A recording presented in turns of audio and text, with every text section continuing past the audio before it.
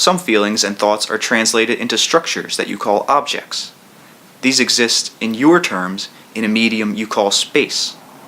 Others are translated instead into psychological structures called events that seem to exist in a medium you call time. Space and time are both root assumptions, which simply means that man accepts both and assumes that his reality is rooted in a series of moments and a dimension of space. So your inner experience is translated in those terms.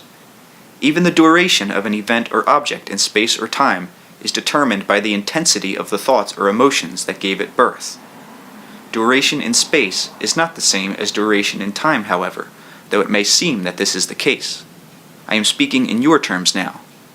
An event or object that exists briefly in space may have a much greater duration in time. It may have far greater importance and intensity, existing in your memory, for example, long after it has disappeared in space.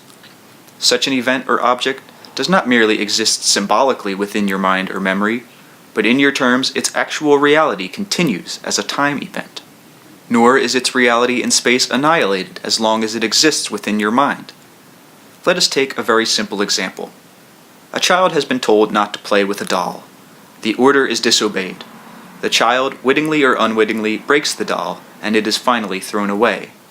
The doll exists in time quite vitally as long as the child or the adult-to-be remembers it. If the doll sat on a bureau, and this is all vividly recalled, then the space in which the doll sat still carries the impression of the doll, though other objects may be placed there.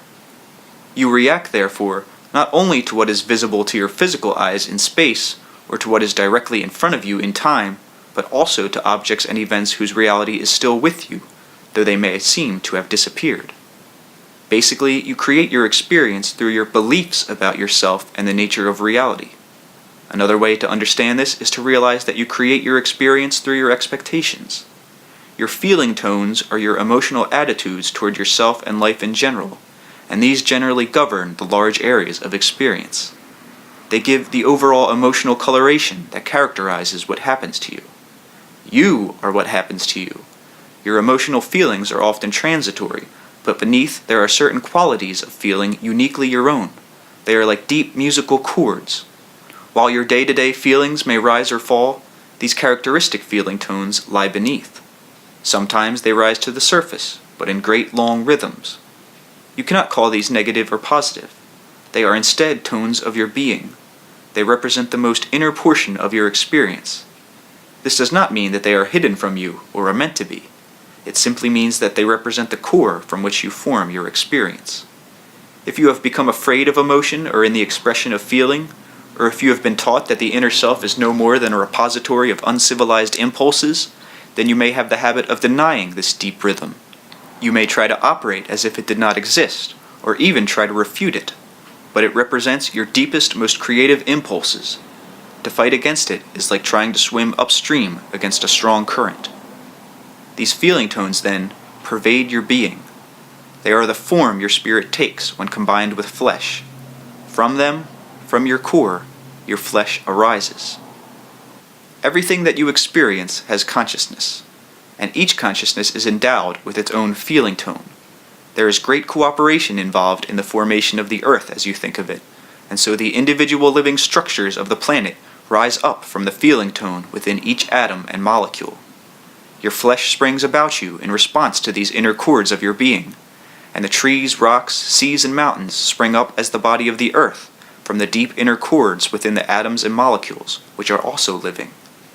Because of the creative cooperation that exists, the miracle of physical materialization is performed so smoothly and automatically that consciously you are not aware of your part in it. The feeling tone, then, is the motion and fiber, the timber, the portion of your energy devoted to your physical experience.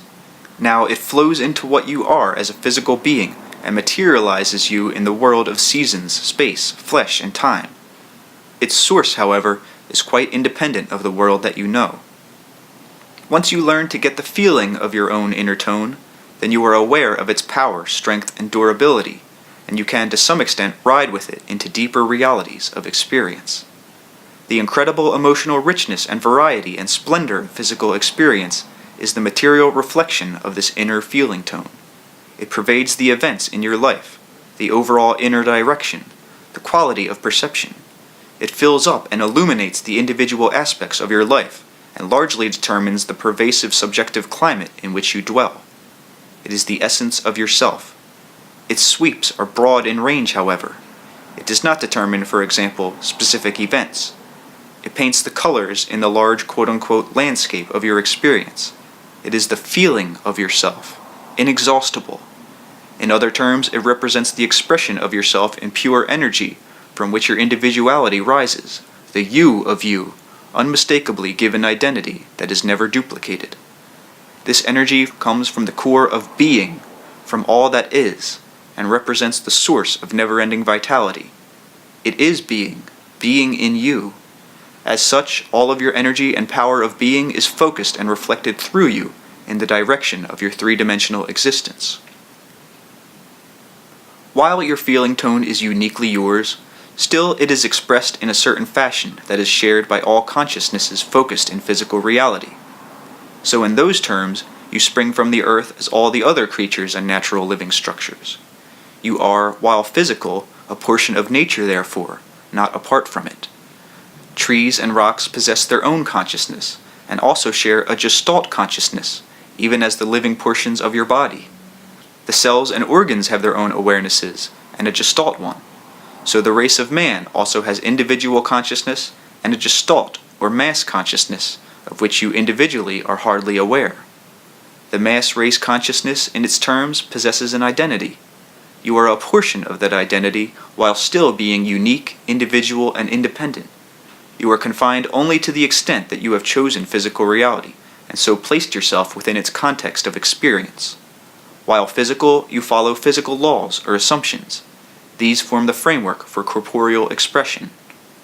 Within this framework, you have full freedom to create your experience, your personal life in all of its aspects, the living picture of the world.